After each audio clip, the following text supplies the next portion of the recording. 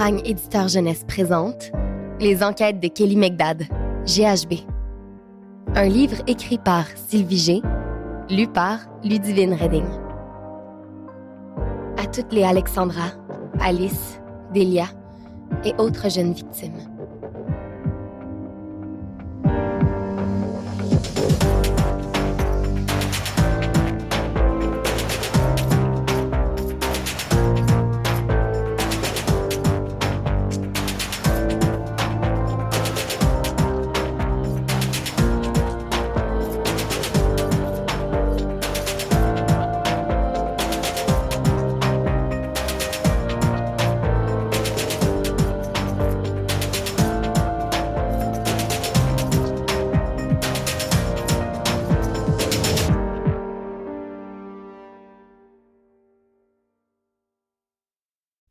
Remerciements.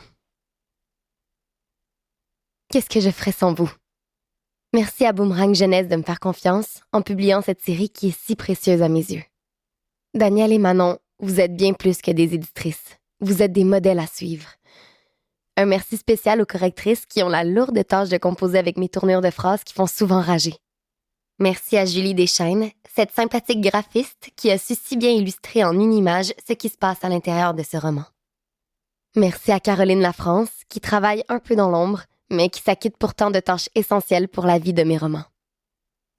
À nouveau, merci à vous, mes lecteurs, de prendre le temps de me lire et de m'écrire afin de me faire connaître vos impressions sur les enquêtes de Kelly. Ces petits messages sont une source de bonheur pour moi. Ils me touchent tellement. Merci aux 2 personnes de ma vie que je n'ai plus à nommer. Sans vous, je ne pourrais jamais faire ce travail. Merci de votre présence à mes côtés. Sylvie G. Avant-propos.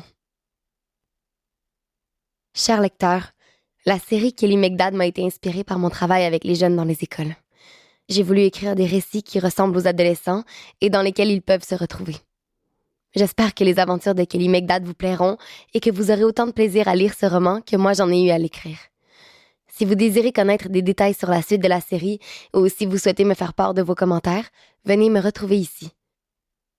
www.facebook.com/Sylvie G auteur page officielle. Sylvie G. Prologue. J'ai beau ouvrir les yeux, je n'arrive pas à voir l'endroit où je suis. Lorsque je soulève la tête pour me redresser, je me heurte le front. Je sens un bout de tissu sur mes yeux. Je le retire, mais ne vois quand même que du noir. Je sens des vibrations sous moi, et je comprends que je suis dans un véhicule. Pourtant, je n'ai aucun souvenir de la manière dont j'y suis arrivée. Je bouge le bras pour examiner l'espace restreint dans lequel je me retrouve, mais je peux à peine remuer. C'est impossible. La sensation est la même que si j'étais confinée dans une boîte. Un cercueil? Je chasse aussitôt cette idée absurde. N'empêche, je me sens coincée et la panique me gagne. Je sens quelque chose de lourd sur mes jambes. Je tripote un peu et je réalise que je ne suis pas seule. Quelqu'un d'autre est couché sur moi. Le corps de cette personne, homme ou femme, je l'ignore, est inerte. Toutes les hypothèses qui traversent mon esprit ne m'éclairent en rien sur ce qui se passe. J'entends des crissements de pneus et le bruit d'un moteur qui rage. Un coffre de voiture, peut-être? Ça me paraît impossible. J'ignore où je suis et qui m'y garde prisonnière, mais c'est plus fort que moi. Les pensées se bousculent dans ma tête. Plus je respire pour me calmer, plus je manque d'air. Malgré tout, je tapote doucement sur le corps qui bouge au rythme des secousses du véhicule qui accélère. La personne demeure inanimée pendant que mes doigts s'attardent sur ce qui ressemble à des cheveux. « Eh oh! Monsieur! » Je chuchote à l'individu appuyé contre moi. Je ne sais pas si c'est vraiment une chevelure, mais si c'est le cas, ça ne ressemble pas à celle d'une femme. D'ailleurs, ce corps semble beaucoup trop musclé et lourd pour être féminin. Je porte ma main à mon front qui fait mal. Mes doigts glissent sur un liquide visqueux. Je porte ma main vers mon nez. Aucune odeur particulière. Je ne sens pas de plaie ouverte. Pourtant, j'ai l'impression que ce liquide est du sang. Peut-être est-ce le sang du type à côté de moi?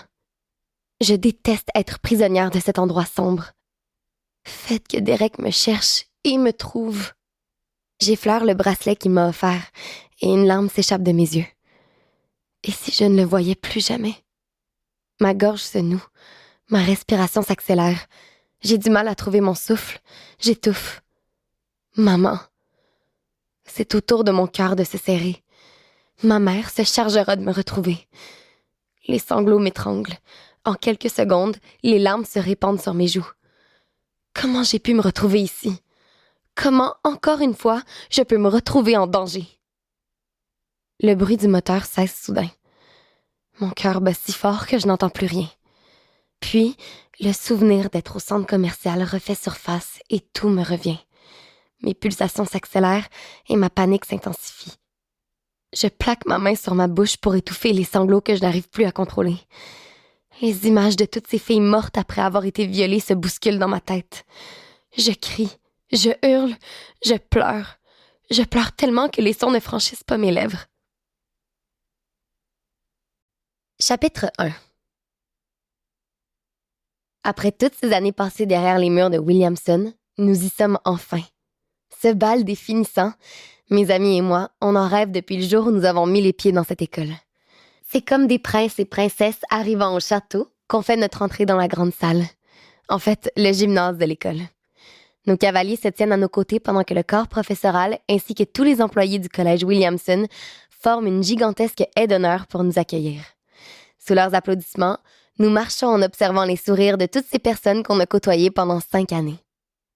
Certaines avec qui j'ai créé des liens chaleureux et qui vont sincèrement me manquer. D'autres pour qui je ressens un soudain pincement au cœur de les avoir un peu critiqués. À quoi tu penses? Chuchote Derek dans mon oreille, tout en continuant de tenir fermement ma main. Qu'ils vont me manquer. À ces mots, M. Austin, mon prof d'histoire, s'avance vers moi. Toutes mes félicitations, Kelly. Je vais m'ennuyer de vous, M. Austin. Menteuse, rigole mon enseignant. J'ai dit que j'allais m'ennuyer de vous, pas du cours d'histoire. Je l'entends rire pendant que je m'éloigne. C'est M. Michael, mon nouveau beau-père, qui se tient au bout de cette haie qui s'achève. Eh oui, après tout ce temps à vivre en deuil de mon défunt père, ma mère a finalement ouvert son cœur à un homme. Pas n'importe qui, M. Michael Smith, mon ancien professeur d'éducation physique, récemment devenu directeur de l'école. Il est le plus beau, le plus gentil et le plus chouette des beaux-pères qu'une fille puisse espérer. C'est lui qui m'offre mon cocktail de bienvenue. Il me gratifie d'un gentil clin d'œil, après quoi je pivote pour mieux observer les élèves qui m'entourent. J'éprouve un brin de tristesse. Je ne verrai plus certains d'entre eux, puisqu'ils partent étudier dans une ville voisine ou à l'étranger. En regardant Jasmine qui s'approche avec Justin, je réfléchis à cette dernière année au secondaire et aux événements qui les ont finalement unis. Bientôt, tous deux vont partir pour Québec où ils vont étudier. Je vais m'ennuyer d'elle. Même si Jasmine restera une amie, je sais que cette soirée est l'une des dernières qui sera vécue avec une proximité aussi importante avant longtemps. La fin du secondaire constitue aussi le début de nos vies dans des directions opposées. Je détourne mon attention de Jasmine pour la porter sur Jason et Alex, qui sont déjà en train de danser. Sans tenir compte du single de Pitbull diffusé par les haut-parleurs, ils valsent à travers la grande salle et menacent de faire tomber les gens sur leur passage. Cette image me plaît.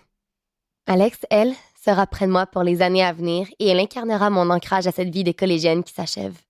Bien qu'elle poursuive ses études en arts visuels et moi dans le domaine de la psychologie, on va tout de même fréquenter la même institution scolaire. Ces folies vont continuer d'embellir les journées les plus tristes. Oh oh! Je chuchote à Derek en les voyant s'approcher à grande vitesse vers nous. Oh oh! Répète-t-il en rigolant. En quelques secondes, je m'éloigne de Derek à vive allure. Jason m'entraîne avec lui à l'autre extrémité de la salle en me faisant tournoyer. Quand j'observe Derek, je le vois sourire à Alex qui l'a séquestré au moment où Jason m'a arraché de ses bras. « Alors, beauté, tu t'amuses? » me demande ce dernier. Moi, je m'amuse comme un fou. Poursuit-il sans même me laisser répondre. Et ces canapés sont délicieux. Je suis heureuse que tu sois ici, Jason. Pas autant que moi. Ce que je veux dire, c'est que je suis contente que tu accompagnes Alex. En guise de réponse, Jason me fait un de ces sourires en coin qui font craquer toutes les filles. Ça crève les yeux qu'Alex et lui s'aiment. Ensemble, ils s'amusent comme des fous et ils ont des étincelles dans les iris quand ils se regardent. Pourtant, leur relation reste amicale. Ça m'étonne et me déçoit aussi. Mais Derek ne cesse de me dire que ça ne me regarde pas. Je suppose qu'il a raison. Au moins, même si mon amie le fait à la dernière minute, elle l'a quand même invité pour cette soirée. Il était temps. À un certain moment, j'ai cru que Jason allait lui-même inviter Alex à son propre bal, tant il mourait d'envie de venir. Tu me promets de bien t'occuper d'Alex pendant mon absence? Je suis devenue depuis peu coach pour les nouvelles gymnastes en herbe de mon club de gym. Et j'ai le privilège de participer au camp d'été Gym Pro à titre d'aide-entraîneuse pour la saison estivale. Je serai donc à Québec pour presque tout l'été. Si tu y tiens, je veux bien me sacrifier pour te faire plaisir, rétorque Jason. Pff, quel sacrifice de passer du temps avec une fille dont tu es amoureux. Je promets aussi de dissuader Derek de s'enlever la vie quand il n'arrivera plus à respirer parce que tu lui manques trop. Merci, Jason. C'est vraiment généreux de ta part. Je dis en lui plantant un coude dans les côtes. Bah, quelqu'un doit bien se charger du sale boulot, fait-il en me remettant au bras de Derek au moment où le rythme change pour devenir plus lent. Quand je me tourne vers mon cavalier, ses belles prunelles vertes qui brillent sous les reflets des lumières me fixent. Derek est sublime dans son smoking qui paraît avoir été taillé sur mesure. Jamais, même dans mes rêves les plus fous, je n'aurais osé espérer être accompagnée d'un gars comme lui pour mon bal. J'agrippe sa main et m'empresse de me blottir contre lui. Sans parler, il retire un serpentin que Jason a placé sur ma tête et dépose un petit baiser sur le bout de mon nez. Silencieuse moi aussi, je ferme les yeux pour mieux respirer son parfum. Je veux m'imprégner de cette odeur pour me la rappeler chaque soir avant de m'endormir quand je serai au camp dans quelques jours. Il attrape une de mes mains qui est cadenassée à son dos et la porte à ses lèvres pour l'embrasser. Entre son baiser et ses doigts qui effleurent ma nuque, je me laisse porter par ses légers chuchotis. C'est à ce moment que l'énorme filet de ballon aux couleurs du collège est relâché. Je lève la tête pour observer cette pluie colorée qui tombe sur nous. C'est tellement beau. Magique. Cette soirée dépasse toutes mes espérances. Le DJ est génial, la nourriture est parfaite et la décoration de la salle est surréaliste. Tout est chic et impeccable. Les filles et moi, on s'amuse à se souvenir d'anecdotes que nous laisserons bientôt entre ces murs. On a vécu tellement de choses ici. Non mais vous réalisez les filles, lance Jasmine. C'est fini. Jasmine et Alex me regardent en souriant. Pourtant, moi, je me sens un peu triste. Mélancolique plutôt. Je pense à mon père qui aurait pu être ici, qui aurait dû être ici. C'est quoi cette tête d'enterrement? Questionne Alex, tout en replaçant son bustier en plongeant sa main directement entre ses deux seins. Ce qui me soutire un rire. Malgré tout, mon ami insiste. C'est vrai, c'est une fête ce soir. Pourquoi tu ne parais pas plus heureuse? Qu'est-ce que tu racontes? Je suis très heureuse. Alors tu devrais le dire à ton visage. J'hésite un peu à parler de mon père. Si je le fais, je vais me mettre à pleurer. C'est juste qu'on va être séparés. J'explique en me tournant vers Jasmine. Arrête, je m'en vais juste à Québec, pas en Chine. Malgré les paroles de Jasmine, je vois ses yeux se mouiller. Pour elle, ce sera plus difficile. Elle n'aura que Justin en attendant de se faire d'autres amis. Bon, ça y est. Largue Alex en levant ses deux bras au ciel avant de les laisser tomber. Deux déprimés pour le prix d'une. Ça nous fait rigoler à travers nos sanglots. On se retourne aussitôt vers un grand miroir pour s'assurer que notre maquillage n'est pas ruiné. Côte à côte, nous fixons nos reflets. J'ai du mal à nous reconnaître. Nous avons plus l'allure de vedettes d'Hollywood que celle des adolescentes bien ordinaires que nous sommes. Une réflexion d'Alex me ramène vite dans le gymnase de l'école. Vous ne trouvez pas qu'on ressemble à un trio de Skittles? Quoi? Fait Jasmine en retroussant son nez. Regardez-nous, insiste-t-elle. Jasmine porte une robe verte, Alex une bleue, alors que la mienne est rose corail. Je me trouvais plutôt élégante, mais là, vu sous cet angle, le chic vient de foutre le camp. Venez, on va prendre l'air, je suggère aux filles en me dirigeant vers l'extérieur de la salle. Alors qu'on arrive dehors, les crissements de pneus et les cris de types qui font la fête attirent immédiatement notre attention. Ils sont complètement fous. 2 voitures sport roulent à toute vitesse, pendant que sur chacune d'elles, il y a un gars qui se tient debout. Ils sont cinglés, ils vont se tuer! S'exclame Jasmine. Le temps de traverser à toute allure le stationnement du collège, les gars réintègrent l'intérieur des véhicules et partent en hurlant par les vitres ouvertes. On ne connaît ni ces individus, ni leurs véhicules, tous deux de couleurs flamboyantes. Ces voitures n'appartiennent certainement pas à des élèves de Williamson, parce qu'on les aurait aperçues avant. Des marques que je ne reconnais pas, l'une est orange alors que l'autre est turquoise. Impossible de les manquer. Alors qu'on les croyait disparus pour de bon, la voiture turquoise revient aussi vite qu'elle était partie et dépose une fille. Aussitôt sortie, c'est presque au pas de course qu'elle rejoint ses amis. « Vous avez vu ce que faisaient ces types? Il faut être suicidaire pour risquer sa vie comme ça », commande Jasmine. J'ai vu au bulletin de nouvelles qu'un gars s'était tué de cette manière dernièrement. Il y a un nom pour cette activité, mais je l'ai oublié. Car surfing ou quelque chose du genre, explique Alex. Ouais, j'ai entendu Derek et Jason en parler récemment.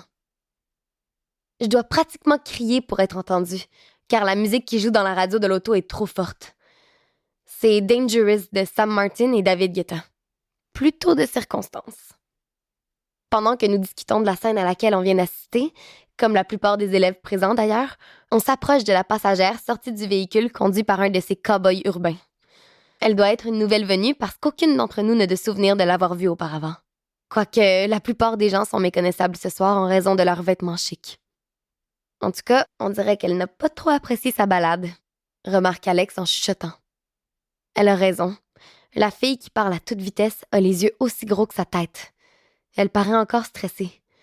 Nous sommes toujours en train de parler d'eux quand les gars viennent interrompre notre conversation pour nous annoncer que le dessert va être servi. Non, mais ils sont où les policiers quand on en a besoin? Lâche Alex en les apercevant. Derek fronce les sourcils, l'air de ne pas comprendre. Je lui relate alors la scène dont nous avons été témoins pendant que nous regagnions nos places. Attablés, nous sommes en train de nous sucrer la dent quand le bruit d'éclats de verre nous fait tous sursauter. Les gens cessent de parler et se retournent vers une table où un gars et une fille se disputent. Ils sont trop loin pour que j'entende le contenu de leur conversation, mais la gestuelle m'indique clairement que la fille est très en colère et que le garçon semble s'en moquer. « Elle n'a pas l'air d'humeur à faire la fête », commande Jason. « Pourtant, elle est très bien accompagnée », murmure Alex à mon oreille en jouant du sourcil. Elle a raison. Le gars avec elle est séduisant. Il est un peu loin pour que je puisse bien distinguer les traits de son visage, mais sa mâchoire carrée ressemble à celle d'un mannequin. L'habit qu'il porte est superbe et ses cheveux châtains en bataille lui donnent une allure hyper branchée. Un enseignant s'approche d'eux pour rétablir le calme. Avant qu'il y parvienne, l'adolescente en furie lance le contenu de son verre au visage de son cavalier. « Oh my God! T'as vu ça? » me demande Alex, même si elle sait très bien que j'ai les yeux braqués sur eux. Monsieur Michael se lève pour aller offrir du renfort à l'enseignant. Je retiens légèrement mon souffle en souhaitant que ça ne dégénère pas. Je suis pas la seule. Si ce n'était la musique de fond, je suis certaine qu'on pourrait entendre une mouche voler. Tout le monde est silencieux et assis sur le bout de son siège. La fille paraît enragée. Elle hurle des injures au gars, alors que lui sourit à pleines dents. Il prend une serviette de table pour se sécher, puis la dépose calmement sur sa chaise. Il tourne les talons et se dirige lentement vers la sortie sans lui accorder un regard de plus. « Quel sale caractère !» observe Jason. « Ne juge pas, on ne sait pas ce qu'il lui a dit. » la défend Jasmine. « C'est vrai, on ne devrait jamais juger avant de connaître, » renchérit ma mère en jetant des yeux mi-désapprobateurs, mi-moqueurs sur Jason. « J'avoue, il lui a peut-être dit qu'elle avait grossi. » rétorque-t-il en refermant un œil taquin. Ma mère lui tape gentiment la cuisse en rigolant. En tout cas, moi, je trouve que le type a très bien réagi, poursuit Jason pour nous narguer. Je trouve que cette fille est effrontée d'oser lui lancer sa boisson à la figure pour quelques mots. Je ne pense pas que je serais restée aussi calme. Derek pince les lèvres pour éviter de rire. Tu veux qu'on essaie? Plaisante Alex en brandissant son verre devant les yeux de Jason. Je sais que notre ami essaie d'alléger l'atmosphère, mais je ne peux pas m'empêcher d'être triste pour ce couple. Pour elle en particulier. J'ignore ce qui est à l'origine de leur dispute, mais la fille aura cette scène comme souvenir de son bal les finissant. C'est plutôt moche. Après la remise des diplômes et la prise de photos dans le grand hall, ma mère suggère aux parents d'Alex et de Jasmine de se rendre à la maison pour une baignade de fin de soirée. Même si cette invitation est une surprise, tant pour mes amis que pour moi, elle est accueillie avec enthousiasme par tout le monde. Il est près de 2 heures du matin et les parents de mes amis sont tous partis lorsque la sonnerie du portable de ma mère résonne. On se doute bien qu'à cette heure, ce n'est pas une bonne nouvelle. J'ignore la raison de cet appel, mais c'est assez important pour qu'elle juge bon d'en discuter avec Jason et Derek. Pendant ce temps, Alex et moi escortons Justin et Jasmine vers le stationnement. Quand on revient dans le jardin, ma mère annonce qu'elle doit partir pour le travail. Je suis heureuse d'apprendre que Derek ne doit pas l'accompagner. Ma mère l'a peut-être épargné pour ne pas gâcher ma soirée spéciale. Derek et Jason sont près du foyer extérieur. Je suis donc seule avec Alex dans la maison. Cette soirée était parfaite. Je lance à mon ami qui est sur la pointe des pieds pour attraper des couvertures dans la lingerie. Presque. Presque? Elle le sera quand Jason m'aura embrassée. Oh, petit changement dans l'air. Alex affiche un sourire lascif. Je jette un coup d'œil par la fenêtre pour m'assurer que les gars n'arrivent pas. Comment tu comptes t'y prendre? Peut-être que je pourrais tendre la bouche comme ça, rigole Alex en formant un baiser avec ses lèvres. Elle penche la tête, puis sort la langue en fermant les yeux. Et c'est à ce moment que Jason choisit de faire son apparition sur le seuil de la porte. Il observe Alex simuler une séance de langoureux baisers avec l'air. Alex, je marmonne à travers mon sourire figé. Je me racle la gorge en espérant l'aviser qu'elle se ridiculise. Rien à faire. Alex est envoûté par son fantasme. « Est-ce que je peux en avoir un, moi aussi? » demande Jason en ouvrant la porte menant au jardin. Mon ami sursaute et se met à rire. Pour ma part, être surprise dans cette position m'aurait humiliée pour le restant de ma vie. Mais pas Alex. Elle se dirige vers Jason en tendant les bras et lui répond en prenant un accent sexy tout en exagérant ses mouvements comme on le fait au théâtre. « Embrassez-moi, Monsieur Stewart. » Jason, ne reculant devant rien, surtout pas un baiser d'Alex, attrape mon ami par la taille, la fait basculer à la renverse, approche son visage du sien et lui chuchote si doucement que j'ai du mal à entendre. « Vos désirs sont des ordres, mademoiselle Gordon. » Puis, il pose ses lèvres sur les siennes. Oh my God! Je suis bouche bée. J'observe la scène qui se déroule sous mes yeux. Je crois rêver. Ce baiser, qui me semble beaucoup plus réel qu'au théâtre, ne paraît pas vouloir s'achever.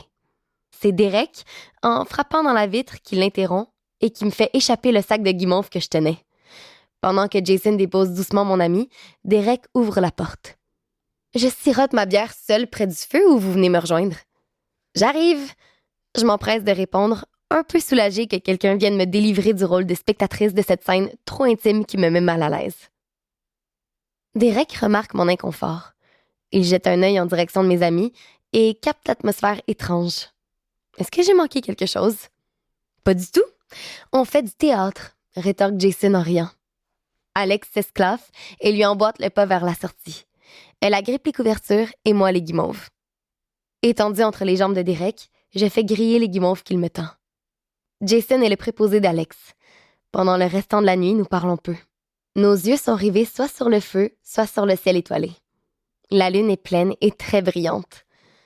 J'observe Jason et Alex pendant que je me laisse caresser les cheveux par Derek. Le mouvement de ses doigts et ses bisous sur ma tête se font plus rares. J'ai l'impression que lui aussi s'endort peu à peu. Quand la fraîcheur du matin m'effleure la joue et que j'ouvre les yeux, Jason et Alex sont toujours là devant moi. Lui faisant dos, Alex tient les bras de Jason qui l'entoure. La scène me fait sourire. Moi, je suis dans une position un peu différente.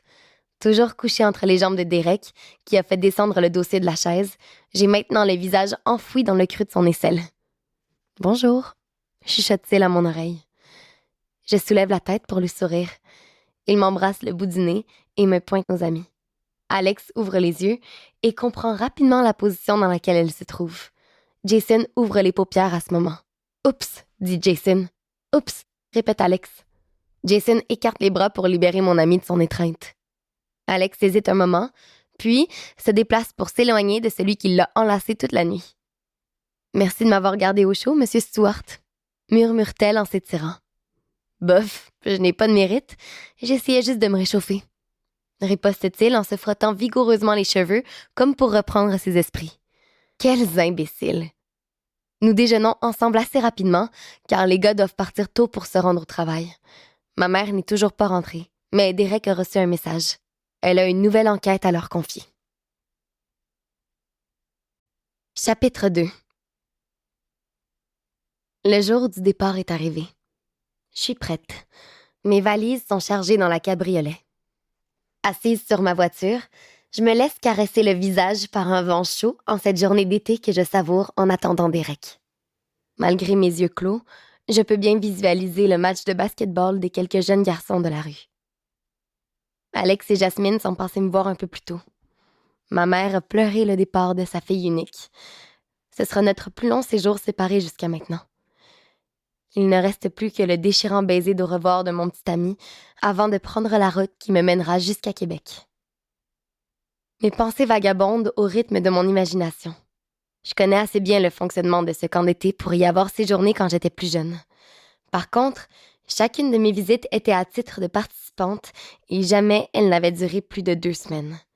On m'a dit que le camp Gym Pro a tellement gagné en popularité que les lieux ont maintenant toutes les allures d'un mini-village d'athlètes.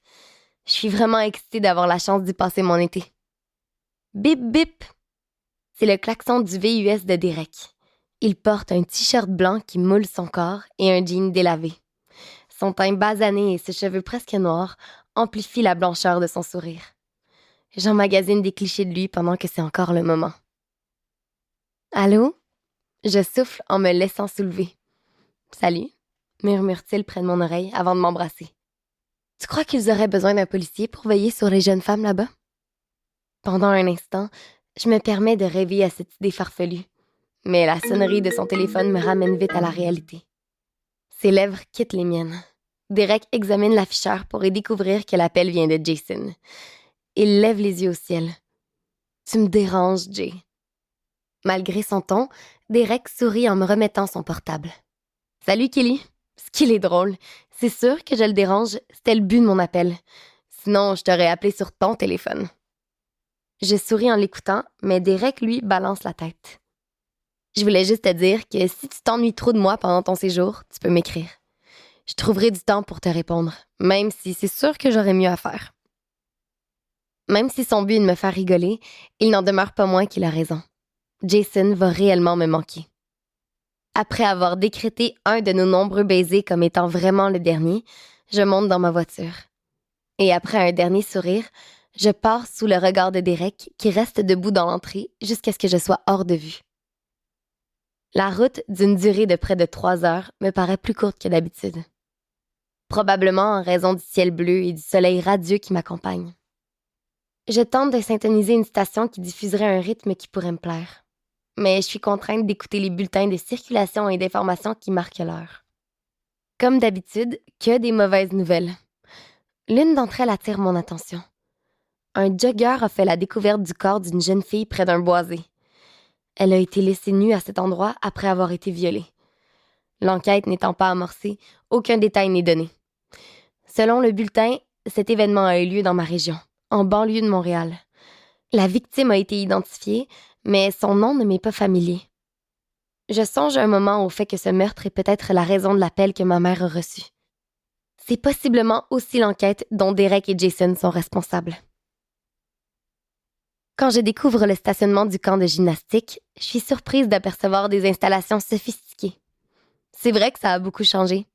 Je suis l'une des premières à arriver, mais l'endroit est déjà très animé.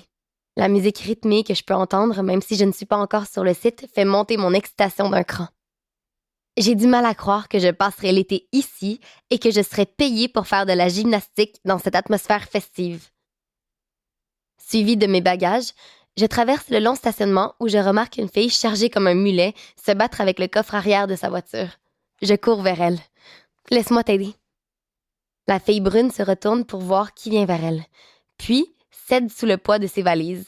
Elle tombe assise sur un sac. Que je suis maladroite. Bienvenue dans le club.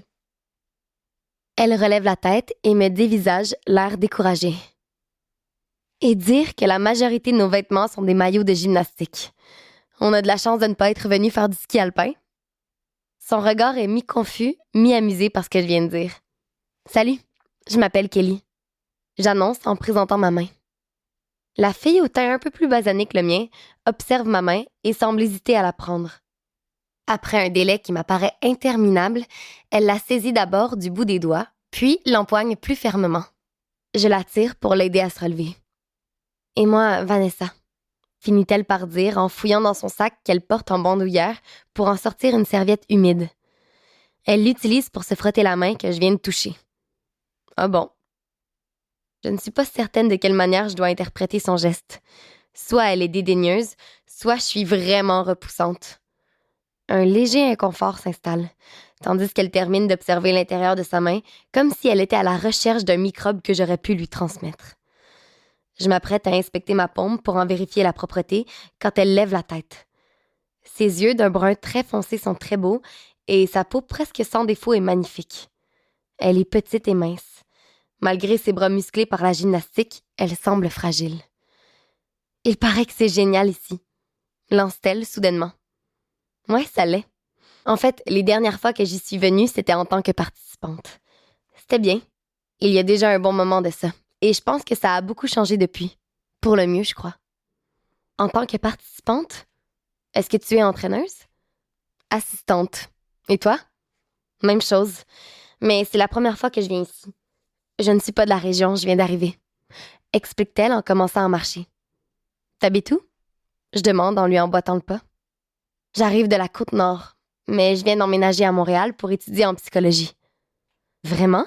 Quel cégep? Stony Brook College. Tu plaisantes.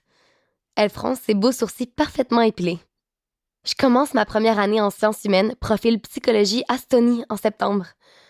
Wow, quelle coïncidence! Nous marchons vers le village sportif en placotant des ateliers formatifs qui nous attendent pour les 2 prochaines journées.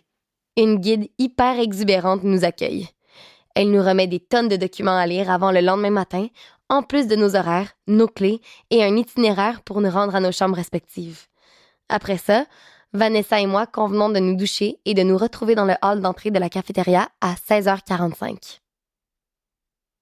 Vanessa est déjà là lorsque j'arrive à l'entrée de la café. Ses cheveux noués en chignon et lissés sur le devant lui donnent une allure soignée et sérieuse. J'ai d'ailleurs un court moment d'inconfort en pensant à ma coiffure négligée. Fidèle à moi-même, je n'ai mis que très peu de temps à me peigner. Aucun temps, pour dire vrai. Salut Kelly! T'es ponctuelle? Il est 16h44 exactement. Ce premier souper en compagnie de Vanessa est agréable. Notre discussion m'apprend qu'à part la gymnastique et le désir de devenir psychologue, on a beaucoup d'autres champs d'intérêt en commun.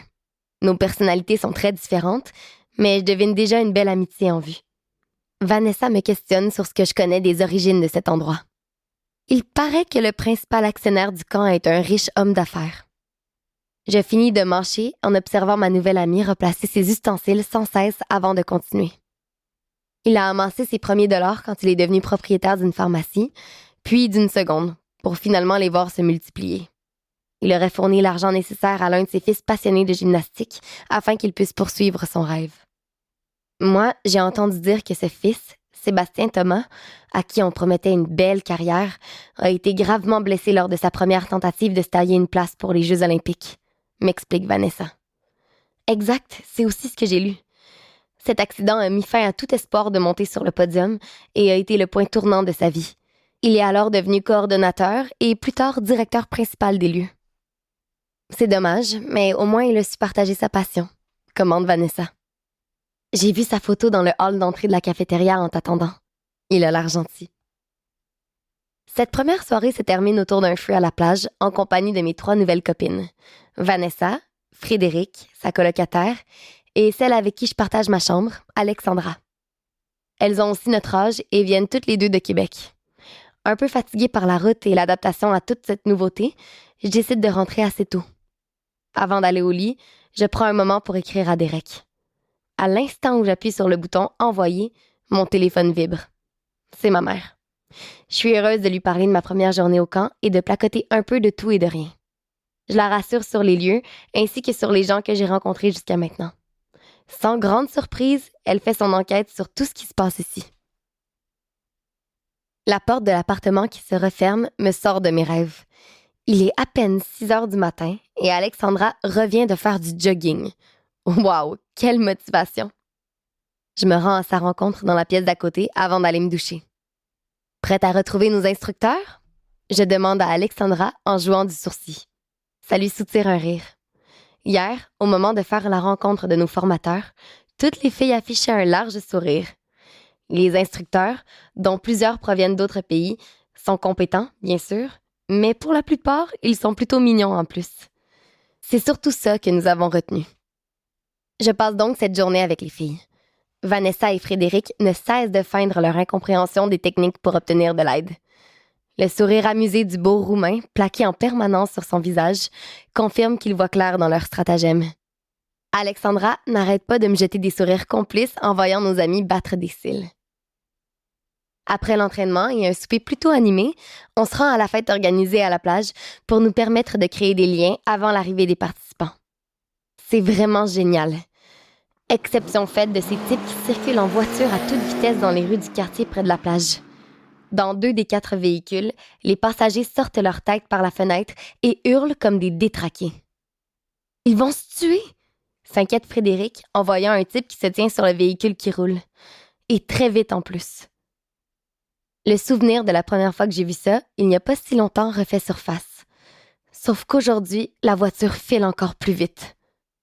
Ouais, visiblement, c'est ce risque qui fait partie du plaisir, rétorque Samuel en s'emparant d'une poignée de croustilles. Samuel fait partie d'un trio de mâles très gentils et assez mignons qu'on vient de rencontrer. Ils sont des assistants comme nous. Plus âgés d'une année, ils en sont à leur 2e expérience au camp. Samuel, le plus sérieux du groupe, nous sert de mentor.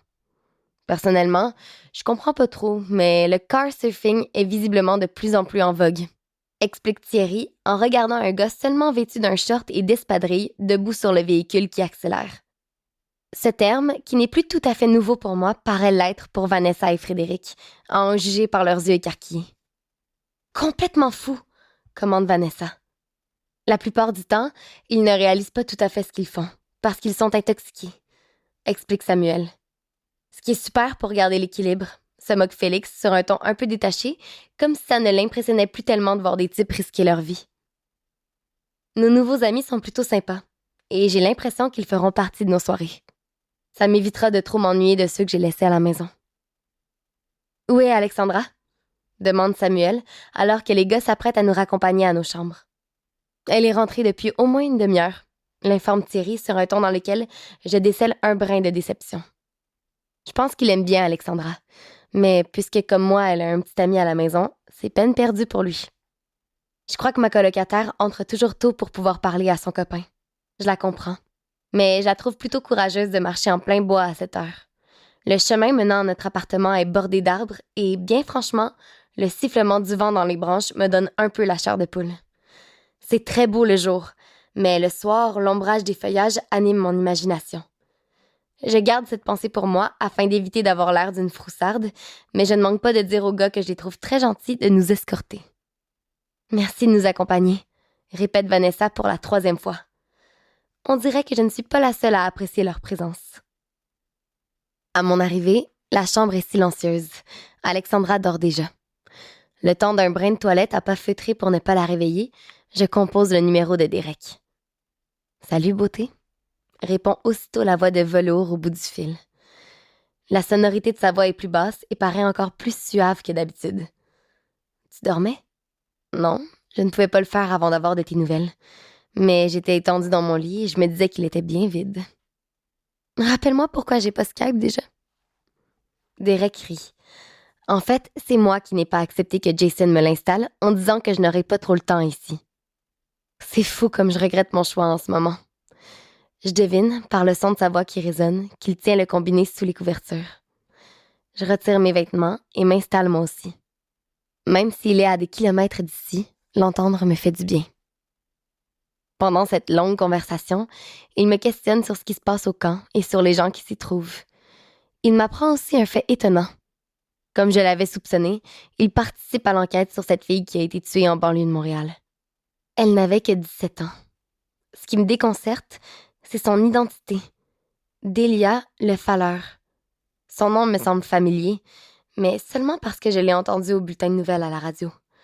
Je ne la connais pas, du moins pas personnellement. En fait, ce qui me consterne, c'est que cette fille est celle qui s'est disputée avec son petit ami le soir du bal des finissants de Williamson. Elle étudiait dans le même collège que moi. Ça me fait bizarre d'avoir été témoin de cette dispute juste avant sa mort. Derek a mis son petit ami, ou plutôt ex-petit ami, sur la liste des suspects. Ma mère doit le rencontrer bientôt. Confidentialité oblige, c'est tout ce que me confie Derek. Le 1er mois s'achève déjà, et les dernières semaines au camp ont été presque identiques. Chaque journée est meublée avec les activités de gymnastique, alors que les soirées sont libres. Plusieurs animations sont organisées soit à la plage, soit à la piscine. Une équipe prend en charge les participants. Quant à nous, on a le choix d'y participer ou pas. Nous avons une routine et on y déroge peu. Je passe mes journées avec les filles et après le souper, nous retrouvons les gars à la plage près d'un feu. Félix, le musicien du groupe, chante en grattant la guitare au plus grand plaisir de tous. Je me sens chez moi, au camp. Je circule à l'intérieur du village et les visages devenus familiers me réconfortent. Certains individus sont maintenant ce que j'aime appeler des étrangers connus. Ces gens à qui vous n'avez jamais parlé et dont vous ignorez tout, même leur nom, mais qui, jour après jour, croisent votre chemin parce qu'eux aussi ont une routine à laquelle ils ne dérogent à peu près pas. Ces étrangers connus sont en quelque sorte des éléments qui font partie de nos vies et qui deviennent rassurants au fil du temps. Même les fêtards bruyants ont leur place dans mes habitudes. Je sais d'ores et déjà que les soirées du week-end, quand 22h30 sonnera, une bande de voyous fera son entrée dans le village en faisant crisser les pneus de leur voiture. Je sais aussi qu'au plus 20 minutes après le début de leur spectacle, le calme reviendra, jusqu'à leur prochaine irruption. Toutes les habitudes que j'ai acquises récemment, ainsi que les personnes rencontrées qui font partie de mon quotidien, seront bientôt, déjà, de vagues souvenirs d'été. D'ailleurs, je réfléchis de plus en plus à mon entrée au cégep.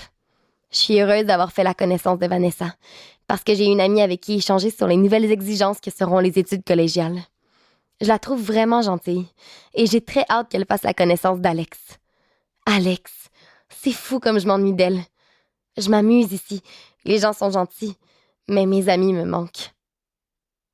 Ce matin, je me rends déjeuner sans Alexandra, puisqu'elle est déjà partie quand je sors de la salle de bain. Le chemin menant à la cafétéria est libre. Comme lorsqu'il est tard le soir, j'ai l'impression que le village dort. Contrairement à la sensation d'insécurité qui m'envahit quand il fait nuit, je me sens bien. Je respire l'air frais tout en écoutant mes chaussures fouler les minuscules roches dont est confectionné le sentier pédestre quand un craquement me fait sursauter. Je me retourne, mais n'aperçois rien. Je continue à marcher tranquillement, en observant le soleil qui se reflète dans l'eau du lac comme des milliers de diamants qui avancent tout doucement. Je m'arrête un moment pour admirer le spectacle, et c'est à cet instant qu'un nouveau bruit me fait bondir. Je me retourne aussitôt. Un type tout de noir vêtu me dévisage, juste à côté. Mon cœur a un raté, et un courant froid parcourt mon échine. Ses cheveux sont foncés, tout comme les cernes qui entourent ses yeux presque noirs enfoncés dans ses orbites proéminentes. Instinctivement, je recule d'un pas et pose la main sur mon cœur qui bat maintenant à tout rompre. Vous m'avez fait peur. Le gars, à l'allure sombre, baisse la tête et se met à marcher sans même me répondre. Il sort de nulle part avec son apparence de cambrioleur et c'est lui qui semble effrayé. Sa démarche est lente, mais ses jambes longues lui permettent d'énormes enjambées. Il disparaît rapidement et c'est tant mieux. Je suis presque arrivée à la cafétéria, mais je parcours les derniers mètres en ne cessant de jeter des coups d'œil derrière moi. Ce type m'a donné une de ses frousses et je suis heureuse d'être à nouveau entourée de gens. Je mets quelques minutes à reprendre mon souffle et à retrouver mon calme. Quand j'essaie d'ouvrir la porte de la café, elle résiste. Je n'arrive pas à y croire. Je n'aurai même pas la possibilité de manger. Et où sont les autres? Je m'apprête à partir quand le concierge de l'établissement vient à ma rencontre.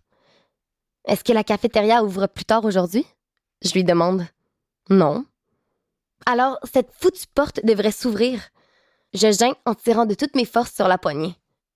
Il sélectionne une clé de son énorme trousseau en affichant un petit sourire en coin. « Oh, on a changé ce loquet et j'ai la vieille clé. »« Venez avec moi, mademoiselle. Il y a une autre entrée à l'arrière. » La salle de conférence communique avec la cafétéria si on passe par les cuisines. Le cuisinier a dû oublier de déverrouiller. Une fois arrivé, Albert, j'ai appris son nom en marchant à ses côtés, n'arrive pas à trouver la clé servant à ouvrir. 2 bonnes minutes s'écoulent avant qu'il y parvienne. « Voilà », dit-il en entendant le cliquetis de la serrure. « Albert, accepteriez-vous de m'accompagner? » Je suis un peu inquiète de la réaction du cuisinier quand il verra une intruse dans sa cuisine. « Vous avez probablement raison. Je devrais peut-être vous escorter. » Nous traversons la salle de conférence menant à l'entrée des cuisines. Bizarrement, en ouvrant les portes qui nous permettent d'accéder au quartier gastronomique, on ne voit personne. « Étrange », lance le concierge, tout en scrutant la pièce d'yeux intrigués. Albert se dirige vers la pièce froide et me demande d'aller regarder dans la salle à manger. Moi aussi, intriguée, je m'exécute. J'ouvre la lourde porte battante. Surprise! Ils sont là, côte à côte. Ma mère, Monsieur Michael, Jason, Derek, Alex et Jasmine me fixent avec un visage souriant. Je sens des larmes envahir mes yeux. Je suis si heureuse de les voir. Je n'arrive pas à y croire. Pour être ici aussitôt en matinée, ils ont dû se lever au beau milieu de la nuit. La première que je serre dans mes bras, c'est ma mère, suivie d'Alex et Jasmine. Comme on le fait souvent, on saute sur place en nous enlaçant. Ensuite, Jason m'agrippe d'une main et me soulève en me faisant tourner. Quand il me dépose enfin au sol, c'est Derek qui me saisit. Il n'y a qu'un mois que nous nous sommes quittés et pourtant, j'ai l'impression que des années se sont écoulées. Il s'approche de moi et contrairement aux autres, il reste muet. Il prend mon visage entre ses deux mains et me regarde un long moment avant de déposer un doux baiser sur mes lèvres. Il me serre ensuite si fort dans ses bras que j'ai du mal à respirer. Merci, merci, merci pour cette belle surprise. Je suis tellement heureuse qu'il soit venu me visiter. C'est si gentil de s'être déplacé pour moi que j'ai juste envie de pleurer. Je suis ridicule. Je devrais rire au lieu de pleurnicher. Ma mère et Monsieur Michael passent tout l'avant-midi avec moi. Ils me questionnent sans relâche sur mon expérience d'assistante. Ayant lu tous les bouquins de ma mère, Vanessa est enchantée de faire sa connaissance. « Émilie McDad est ta mère? » répète-t-elle sans cesse. « Eh oui. »« Oh, wow! T'en as de la chance. » Bof. Je lâche en jetant un œil à ma mère en riant. Pendant que Vanessa la questionne sur son travail, Monsieur Michael m'apprend qu'il l'emmène dans une auberge pour une petite escapade en amoureux. Ils vont y recevoir des soins de beauté, mais c'est surtout dans le but de permettre à ma mère de se reposer un peu. Avant de partir, elle me fait promettre d'être prudente et de toujours marcher en groupe quand je sors le soir. Elle initie donc Vanessa à ses règles de sécurité. Mon amie est si attentive que c'est tout juste si elle prend pas de notes. Moi, dans ma tête, j'entends bla bla bla. Alex, Jasmine, Jason et Derek, quant à eux, ont la permission de rester sur les lieux pour toute la journée. Pour l'occasion, je suis exemptée de mes tâches grâce à Derek qui a réussi à convaincre mon superviseur. Je ne sais comment, mais sans trop de difficultés, semble-t-il. Je peux donc consacrer ma journée à passer du bon temps avec eux, et en plus, la météo est splendide. On se prélasse une grande partie de la journée à la piscine, après quoi, on se retire à la plage pour y faire un feu en début de soirée. Mes amis du camp font enfin la connaissance de toutes les personnes dont je leur parle depuis mon arrivée. Je bénéficie d'assez de temps pour bavarder avec les filles, me souvenir des folies de Jason et surtout faire le plein de baisers avec mon Derek. Jasmine me transmet les excuses de Justin de ne pas pouvoir être présent, puisqu'il travaille lui aussi pour la période estivale et n'a pas pu obtenir de congé. Selon elle, leur relation est de plus en plus sérieuse. Celle entre Jason et Alex, par contre, me semble toujours aussi compliquée. Lui la dévore du regard et elle se dresse pour mieux observer la scène quand une fille s'approche de lui. D'ailleurs, Jason est dans la mire de quelques filles du camp. Certaines qui n'avaient pas l'habitude de venir au feu de fin de soirée nous suivent depuis le début de la journée. Alex aussi fait tourner la tête d'un type, un gars dont j'ignorais l'existence jusqu'ici. Il lui a fait un brin de jasette près de la piscine aujourd'hui et est venu lui offrir une guimauve grillée en début de soirée. Derek s'est exclaffé dans mon oreille en voyant Jason le dévisager comme s'il voulait lui enfoncer la branche lui servant d'ustensile dans la gorge. J'ignore pourquoi au juste, mais à l'instant où Jason observe Alex flirter avec le type à la guimauve, je comprends ce qui se passe réellement dans sa tête. Il craint d'être blessé. Alex est le genre de fille qui aime la vie et qui ne se prive pas des plaisirs qui l'entourent. Jason a eu le cœur brisé avec Molly, son ex, et puisqu'il voit en Alex une fille à qui il pourrait s'attacher véritablement, il craint de faire le saut. Il a peur que son cœur soit déchiré à nouveau. Bien que ce soit une simple hypothèse, j'ai la certitude que c'est la raison de l'hésitation de Jason. Il est si fou d'elle qu'il préfère ne pas s'investir par crainte d'être rejeté. C'est la seule explication logique, même si ça semble un peu paradoxal. Il est tard et mes amis doivent partir. Une longue route les attend. Comme ma mère, Derek et Jason m'ont fait jurer d'être prudente.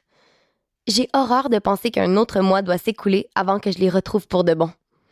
Au moins, Jason a installé Skype sur mon ordi, alors je pourrais échanger autrement avec eux. Surtout avec Derek. Chapitre 3. J'espérais qu'Alexandra soit là à mon réveil, mais la porte entrouverte de sa chambre me permet de voir qu'elle n'est plus dans son lit.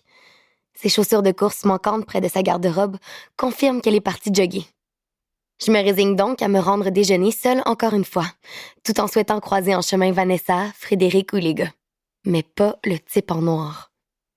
J'enfile un maillot et les premiers survêtements qui me tombent sous la main, avant d'entreprendre ma marche vers la cafétéria. À peine suis-je sortie de l'appartement que je vois un rassemblement de gens qui me surprend. Habituellement, le chemin que j'emprunte le matin est toujours désert. Je presse le pas pour aller vérifier ce qui attire la foule. Une ambulance et des voitures de police clôturent l'espace autour duquel sont attroupées des dizaines de personnes. Les curieux semblent tous aussi stupéfaits que moi de leur présence ici. « Quelle horreur !» dit une fille. « Qui a pu bien faire une telle chose ?» demande sa voisine. Soudain, des cris stridents me glacent le sang. Une jeune fille blonde hurle. « Non !» gémit-elle en s'accrochant au bras du policier qui l'empêche de s'écrouler. L'agent lui interdit de se rendre jusqu'au type en uniforme penché au-dessus d'une couverture sous laquelle je devine une silhouette. La scène me semble irréelle. Elle me rappelle celle que l'on voit dans les séries policières. J'entends des gens dire qu'une fille est morte. Même si l'inquiétude devrait s'emparer de moi au moment où tout ça se déroule sous mes yeux, je suis plutôt calme. Trop calme. Comme si j'étais la spectatrice d'un film, détachée de ces événements pourtant troublants. Une jeune fille est décédée à quelques pas de moi. Peut-être même une amie. Je n'en sais rien. Malgré tout le chaos qui règne, je suis debout, stoïque.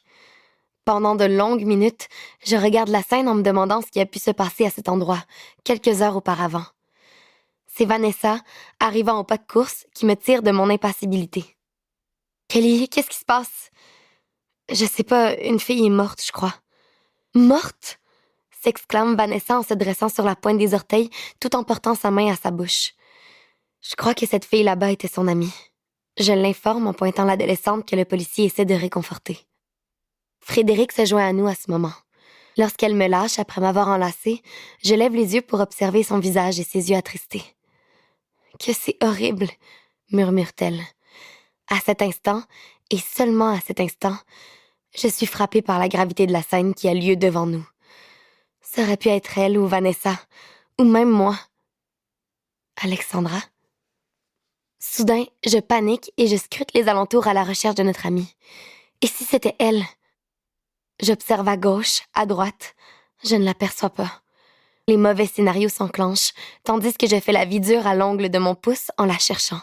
« Qu'est-ce qui se passe, Kelly? » demande Vanessa qui perçoit ma nervosité soudaine. « Où est Alexandra? » Je chuchote pour éviter d'inquiéter Frédéric. Ses yeux s'écarquillent et je crains pendant une seconde qu'elle s'évanouisse. Sa réaction me rend encore plus inquiète. J'ai beau me dire que j'imagine toujours les pires catastrophes, que je m'en fais pour rien et qu'elle va se pointer d'une seconde à l'autre. Rien à faire. Chaque tête blonde que j'aperçois me donne un coup au cœur. « Vous avez vu Alexandra? » veut savoir Frédéric. Je hoche la tête en signe de négation et j'échange un regard lourd de sous-entendu avec elle. Nous restons là une dizaine de minutes, peut-être plus pendant que toutes sortes de rumeurs circulent. Arrêt cardiaque, meurtre, viol, suicide, attaque animale. Chacun a sa théorie sur ce qui peut être à l'origine de la mort de cette fille. J'essaie de m'approcher pour voir qui se cache sous le drap. Pourtant, une grande partie de moi ne veut pas réellement voir. Je veux juste m'assurer que ce n'est pas Alexandra.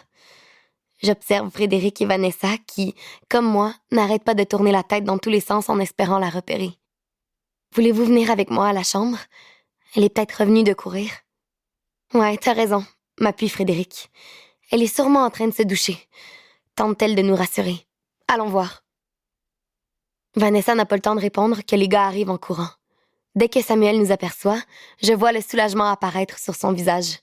Du moins pour quelques secondes. « Alexandra n'est pas avec vous? » s'inquiète Thierry. Je n'arrive pas à prononcer un mot. Je me contente de faire non d'un mouvement de tête. Les yeux de Samuel s'attardent si longuement dans les miens que je peux presque lire dans son esprit. C'est Vanessa qui finit par lui répondre. On s'apprêtait à retourner à la chambre de Kelly pour vérifier. « On arrive de là », nous informe Samuel. « On a frappé à la porte pendant 5 minutes. »« On a aussi fait le tour du camp », ajoute Thierry. Plus les minutes s'écoulent, plus l'angoisse monte.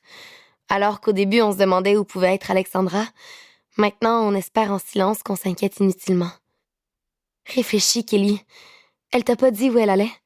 Insiste Thierry en observant les 2 ambulanciers qui soulèvent le corps. La plupart des gens regardent la civière être transportée, mais moi, j'étudie l'endroit où la victime a été retrouvée. Et c'est là que je la vois, l'espadrille d'Alexandra. Les battements de mon cœur ralentissent. J'ai l'impression que la terre s'est arrêtée de tourner. J'ai les yeux rivés sur cette chaussure et mon esprit ne veut pas l'accepter. Ça ne peut pas être elle. C'est juste un hasard que le soulier qui traîne là soit identique au sien. J'essaie de nier l'évidence, mais ça sert à rien. Cette fille sous le drap, c'est Alexandra, ma colocataire. Alexandra Pierce, c'est son nom. Elle était participante au camp pour la seconde année. Elle n'avait que 17 ans, elle aussi. Je lis le désarroi sur le visage de tout le monde. Pourtant, je n'arrive pas à y croire. Les parents d'Alexandra vont apprendre, en cette magnifique journée du mois d'août, que leur enfant n'est plus. Ça aurait pu être moi. Cette pensée me martèle le crâne. Mes mains se mettent à trembler. J'ai soudain une urgente envie de parler avec ma mère. J'informe les autres que je m'en vais chercher mon téléphone dans ma chambre. Les gars s'imposent et sont catégoriques. Dorénavant, mes amis et moi ne devons pas circuler seuls. Jamais. Une rencontre est organisée par les responsables du camp. Je prends connaissance des messages laissés dans ma boîte vocale. L'un est de ma mère et l'autre de Derek. Ils sont déjà au courant de la nouvelle et m'ordonnent de les rappeler dès la réception de leur message. Ce que je fais avant de m'asseoir pour manger. Dieu merci, répond ma mère. Nous espérons que vous avez apprécié cet aperçu. Pour continuer à écouter ce livre audio sur Google Play Livres, utilisez le lien dans la description de la vidéo.